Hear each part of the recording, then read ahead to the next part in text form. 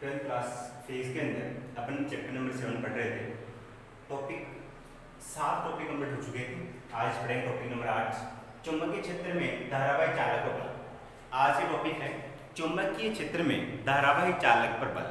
एक चुंबकीय क्षेत्र है, उसमें धारावाही मतलब ऐसे चालक तार जिसमें धारा का प्रभाव हो, धारावाही चालक।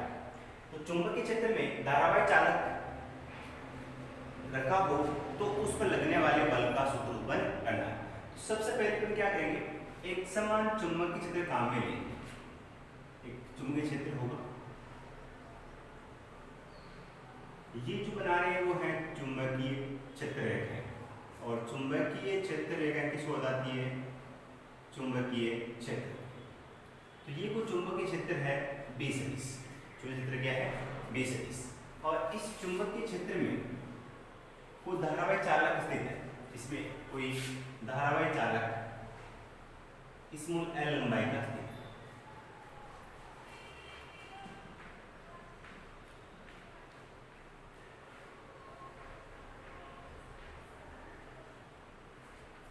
एक धारावाही चालक तार है। धारावाही चालक तार में कैपिटल I धारा प्रवाहित हो रही। धारावाही चालक तार में कैपिटल I धारा प्रवाहित हो रही, और ये धारावाही चालक तार ये इस चुंबकीय क्षेत्र के साथ में थीटा कोण पर रखा हुआ। इस चुंबकीय क्षेत्र के साथ में थीटा कोण पर रखा हुआ, और इस चालक की लंबाई स्मॉल l, चालक की लंबाई स्मॉल l, और इस चालक का जो क्षेत्रफल है वो है कैपिटल A। बात समझ में आई। टॉपिक है चुंबकीय क्षेत्र में धारावाही चालक पर बल।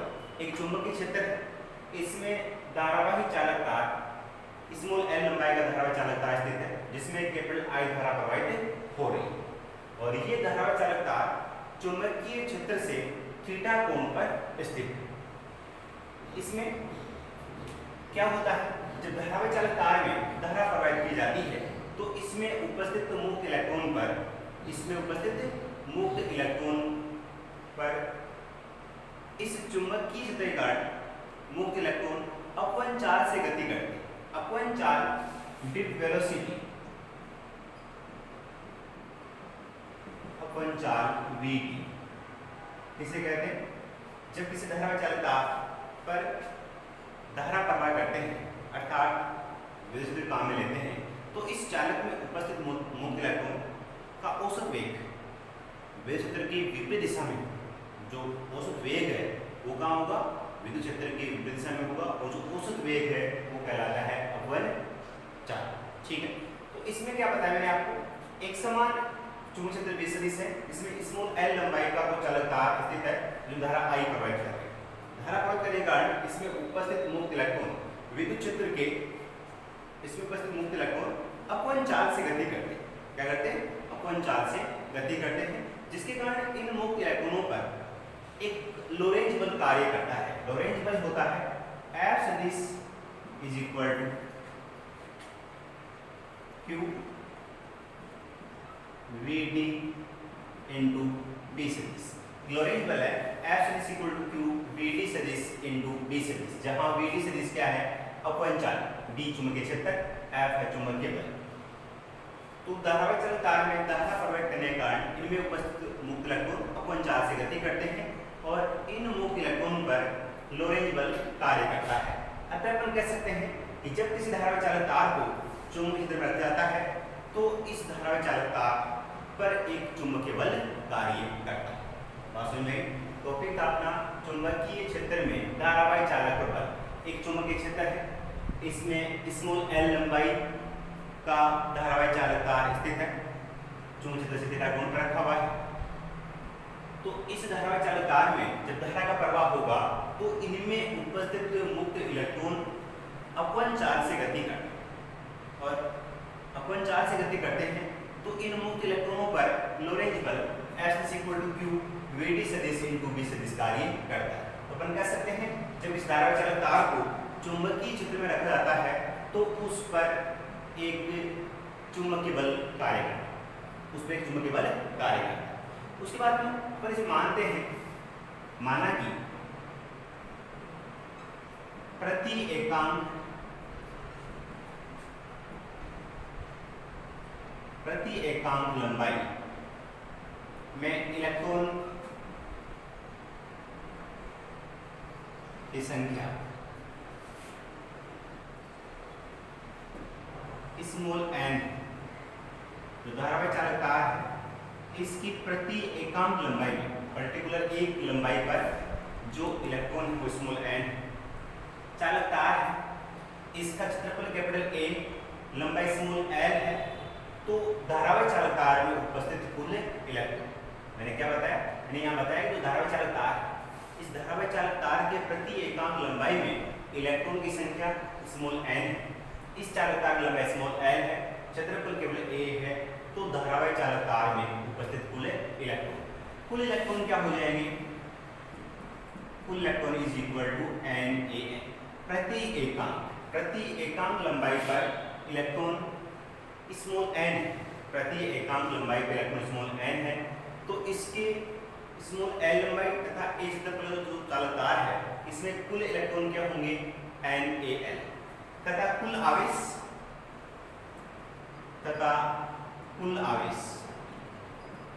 इलेक्ट्रॉन से कुल आवेश ज्ञात करने के लिए इलेक्ट्रॉन के आवेश स्मॉल e से मल्टीप्लाई कर देंगे NaLe, इसको इक्वेशन नंबर कहेंगे 1, NaL equation number 1।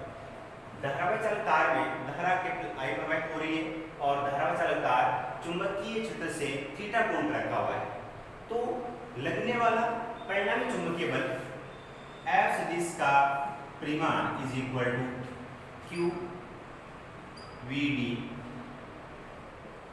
B sin theta, Q VD B sin theta, ये धारावाही चालक पर लगने वाला परिणामी बल हो गया।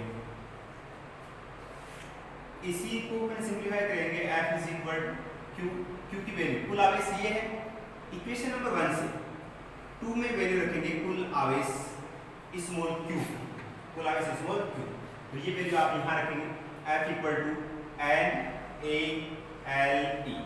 NaLe into VdB sin theta. F is equal, ये इक्वेशन नंबर आपका 3 हो जाएगा, क्योंकि I is equal to NeA VD, विद्युत धारा तथा अपवहन चाल में संबंध, ये चैप्टर नंबर 5 में है कि विद्युत धारा तथा अपवहन चाल में संबंध क्या होता है, I is equal to NeA VD, तो ये वैल्यू आप यहाँ से यहाँ रखेंगे, इक्वेशन नंबर 4 से 3 में रखेंगे, इक्वेशन नंबर 4 से 3 में किसकी वैल्यू रखेंगे, I NeA VD, NeA VD के स्थान पे I रखेंगे, F is equal to I, इस I के रेफरेंस में क्या कौन सा हो गया, N हो गया, EA VD क्या बच गया L, ILB sin theta, F equal to ILB sin theta. तो ये होता है क्या, चुंबकीय क्षेत्र में धारावाही चालक पर बल का फॉर्मूला, चुंबकीय क्षेत्र में धारावाही चालक पर लगने वाला चुंबकीय बल F equal to ILB sin theta, ये इक्वेशन नंबर कौन सा हो गया 5, F equal to ILB sin। इसी इक्वेशन को अगर सदिश के रूप में लिखना चाहिए, सदिश रूप में F सदिश is equal to I L सदिश इंटू B सदिश, I L सदिश इंटू B सदिश, जहां थीटा क्या है, L और B के मध्य कोण है, क्रॉस का मतलब दो सदिशों का सदिश गुणनफल, यहाँ क्रॉस है दो सदिशों का सदिश गुणनफल और उसके लिए क्या आता है sin थीटा, तो F is equal to I L सदिश इंटू B सदिश, इक्वेशन नंबर आपका हो गया 6। तो ये आपका टॉपिक कंप्लीट होता है कौन सा, चुंबकीय क्षेत्र में धारावाही चालक का बल। एक बार रिपीट कर रहा हूँ, दोबारा देखेंगे आप, चुंबकीय क्षेत्र में धारावाही चालक का बल, एक चुंबकीय क्षेत्र है B सदिश, धारावाही चालक स्मॉल l लंबाई का धारावाही चालक इसमें रखा गया है, चुंबकीय थीटा कोण रखा गया। जैसे ही इस धारावाही चालक तार में धारा प्रवाह करते हैं तो इस चालक में उपस्थित मुक्त इलेक्ट्रॉन पर, इस चालक में उपस्थित मुक्त इलेक्ट्रॉन अपवहन चाल से गति करते हैं और इन मुक्त इलेक्ट्रॉन पर लोरेंज बल F is equal to Q VD सदिश इंटू B सदिश कार्य करता है। अतः चुंबक की क्षेत्र में स्थित धारावाही चालक पर चुंबकीय बल कार्य करता है। उसके बाद में कुछ बातें मानेंगे। क्या मानेंगे? माना कि चालक की प्रति एकांक लंबाई में इलेक्ट्रॉन की संख्या स्मॉल n, चालक की प्रति एकांक लंबाई में इलेक्ट्रॉन की संख्या स्मॉल n, प्रति एकांक आयतन में, चालक की प्रति एकांक आयतन में इलेक्ट्रॉन की संख्या स्मॉल n, और इसके अलावा जो चालक है उसकी लंबाई स्मॉल l है, क्षेत्रफल केवल a है, तो चालक में कुल इलेक्ट्रॉन NaL, कुल इलेक्ट्रॉन होंगे NaL। उसके बाद इसी कुल आवेश को, कुल इलेक्ट्रॉन को अगर स्मॉल e से मल्टीप्लाई करें तो कुल आवेश आएगा, वो क्या हो जाएगा? NaLe। इक्वेशन में हो गया वन। उसके बाद इस जो चालक तार है इसमें अगर आयतन प्रवाहित हो, थीटा कोण रखा हो, तो इस पर लगने वाले चुंबकीय बल का परिमाण F, जिसका परिमाण equal to Q VdV sin theta. ठीक है, अब इस कुल आवेश Q की वैल्यू यहाँ से आप इक्वेशन नंबर 1 से 2 में रखेंगे, 1 से 2 में रखेंगे, F equal to NaLe VdV sin theta. उसके बाद में अपन जानते हैं कि धारा तथा अपवन चाल में संबंध होता है I equal to NeA VD। इस इक्वेशन में NeA VD के स्थान पे क्या रख देंगे? I रख देंगे, तो F equal to ILB sin theta बन जाएगा। और ये क्या है? इस चुंबकीय क्षेत्र में स्थित धारावाही चालक पर लगने वाला चुंबकीय बल है, सदिश रूप में इसको लिखेंगे। इसके बाद में इसमें कुछ कंडीशंस है। अगर कोण का मान, पहली कंडीशन क्या है? केस फर्स्ट इसमें है, अगर theta is equal to 0 degree या 180 डिग्री, थीटा का मान 0 डिग्री या 180 डिग्री हो, उस कंडीशन में जो चालक है उस पर लगने वाला बल F से सिंपली इक्वेशन नंबर 5 से क्या हो जाएगा? F equal to ILB sin G। F equal to क्या होगा? चुंबकीय बल का मान 0 है, इसका मतलब कह सकते हैं कि इस कंडीशन में जब कोण का मान 0 डिग्री या 180 डिग्री है तो चालक तार स्थिर रहता है। चालक तार क्या रहता है? स्थिर रहता है, पहली कंडीशन। कंडीशन नंबर 2 है केस 2, अगर theta is equal to 90 degree हो, थीटा का मान 90 डिग्री होगा, इसी इक्वेशन नंबर 5 से, इक्वेशन नंबर 5 से क्या होगा? F इक्वल टू, थीटा का मान 90 डिग्री है, F इक्वल टू हो जाएगा ILB sin 90। F equal to हो जाएगा ILB। ये जो बल का मान है वो अधिकतम मान, ये बल का मान क्या होता है? अधिकतम। जो भी चुंबकीय बल अधिकतम होगा और इस कंडीशन में बल का मान G। तो ये टॉपिक आपका एक समान चुंबकीय क्षेत्र में धारावाही चालक पर बल। इसके बाद में धारावाही चालक पर उत्पन्न चुंबकीय बल की दिशा ज्ञात करने के 2 नियम होते हैं। धारावाही चालक पर चुंबकीय बल की दिशा ज्ञात करने के 2 नियम।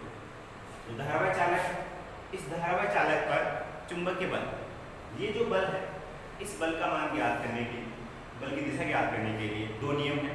पहला फ्लेमिंग के बाएं हाथ का नियम और दूसरा दाएं हाथ की हथेली का नियम। पहला फ्लेमिंग के बाएं हाथ का नियम, दूसरा दाएं हाथ की हथेली का नियम। ये नियम किस काम में आते हैं? धारावाही चालक पर चुंबकीय बल की दिशा ज्ञात करने के लिए।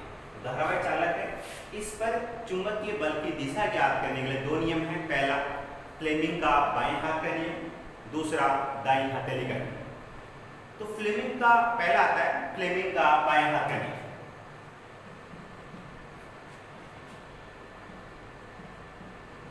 फ्लेमिंग के बाएं हाथ का नियम,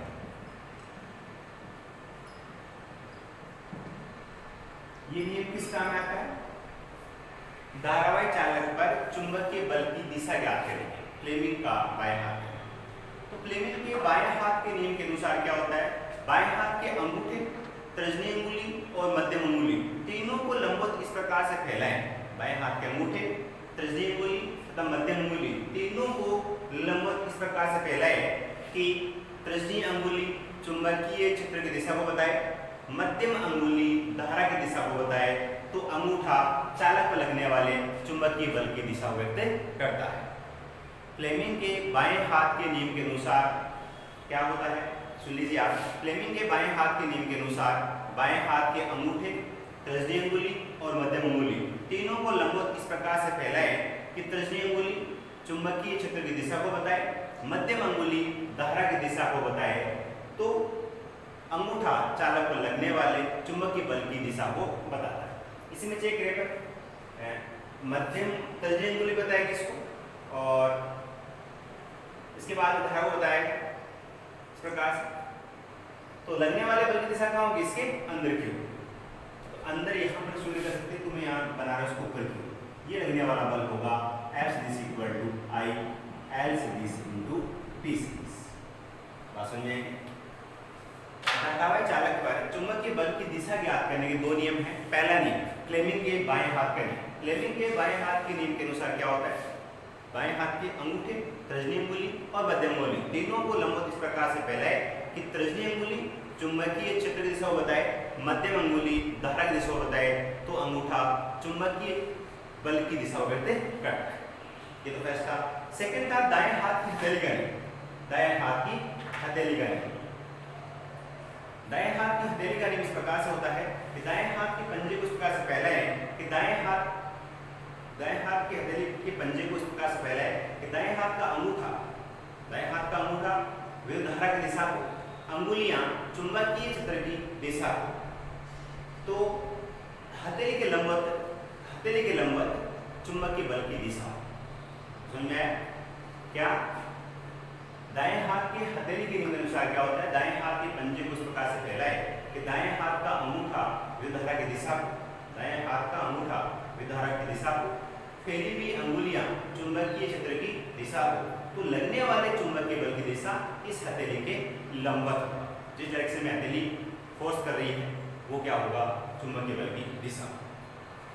दाएं हाथ के हथेली के नियम के अनुसार क्या होगा, दाएं हाथ के अंगूठा धारा की दिशा को, अंगुलियां चुंबकीय क्षेत्र की दिशा को बताए तो चालक पर लगने वाले बल की दिशा इस हथेली के लंबवत धक्का देने की दिशा में होगा। हथेली के लंबवत धक्का देने की दिशा में।